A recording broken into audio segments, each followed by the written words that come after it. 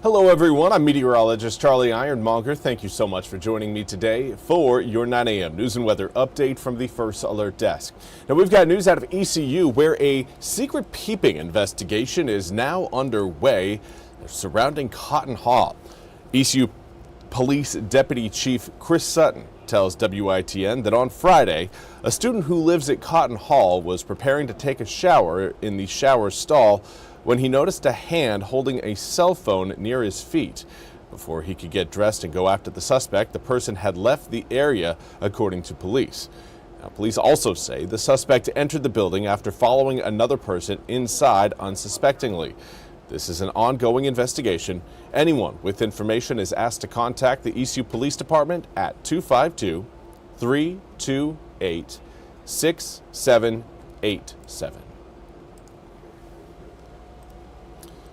Now, we also want to turn our attention to the ongoing war in Iran, as Iran has now made the decision to announce a new leader. And BC's Alice Barr has more.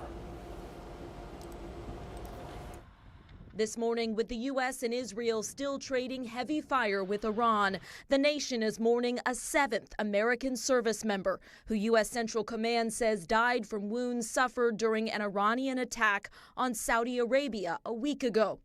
Following this weekend's dignified transfer for 6 of the fallen, President Trump acknowledged there may be more. It's part of war. It's a sad part of war. It's the bad part of war. The president not ruling out sending U.S. ground troops into Iran. Possibly for very good reason. That as Iran named a new supreme leader, according to state-run media, Mojtaba Khamenei, son of the Ayatollah, killed in initial U.S.-Israeli strikes. President Trump had insisted on having a say in Iran's new leadership.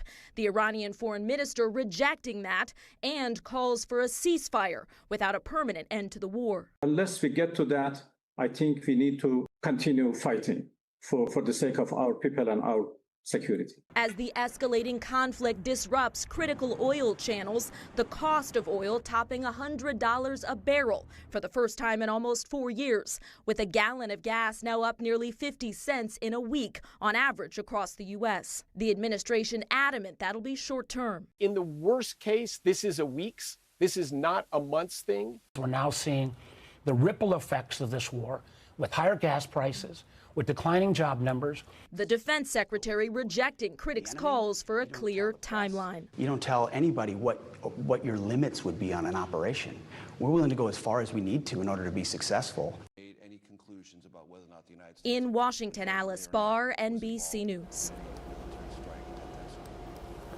Again, thank you, Alice, for that report. We now want to turn to your weather forecast. Everything today is looking like it's going to be another warm day across the east. Air temperatures already in the mid-60s. Let's take a look at what we've got outside right now. A little bit of cloud cover, some alto cumulus clouds out there. Not going to be producing any raindrops right now.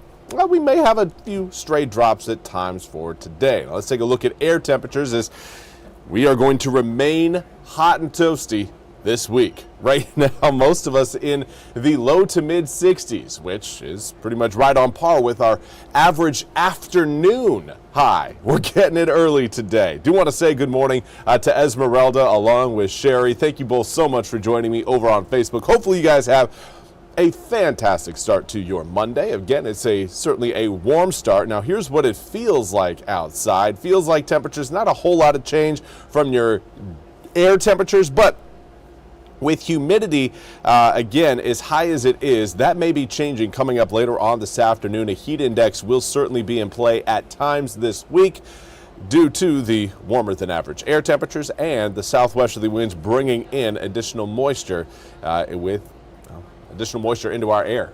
It's really going to, again, be feeling like spring is upon us. Air temperatures coming up this afternoon, likely getting into the upper 70s.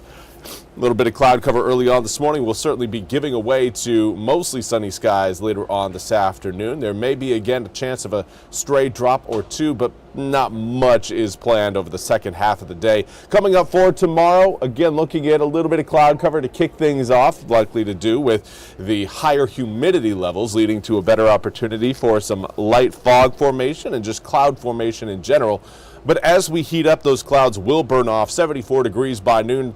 It turns to 81 by the time we get to around 3, 4, and 5 p.m. It is, again, a fairly warm start to the week. Now, here's a look at what we've got moving towards eastern North Carolina. There you see that frontal system, but it's going to continue to work its way further and further northward. So it doesn't actually cross eastern North Carolina, and unless it actually crosses us, it's going to have a limited impact in terms of rainfall for the east. Now, later on this week, we will have a frontal boundary cross over eastern North Carolina. You'll be able to tell when that is. Here it comes, Thursday, 6:30.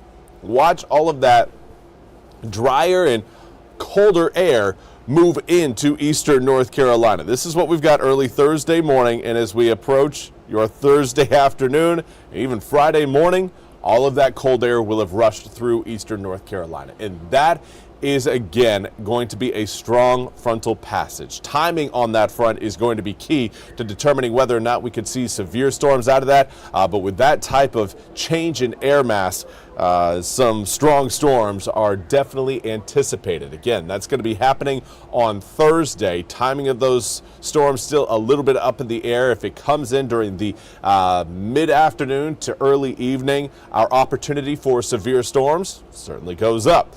If it happens early on in the morning, our severe storm chance will be far more limited.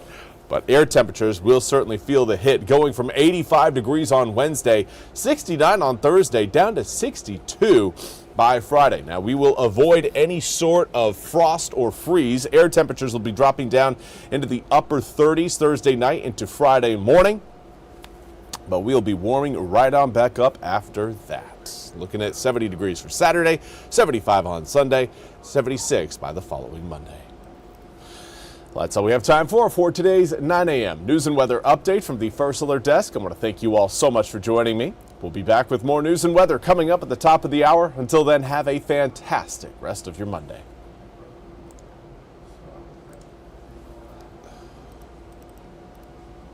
This hour of the WITN First Alert Desk is sponsored by ENC Pirate Realty.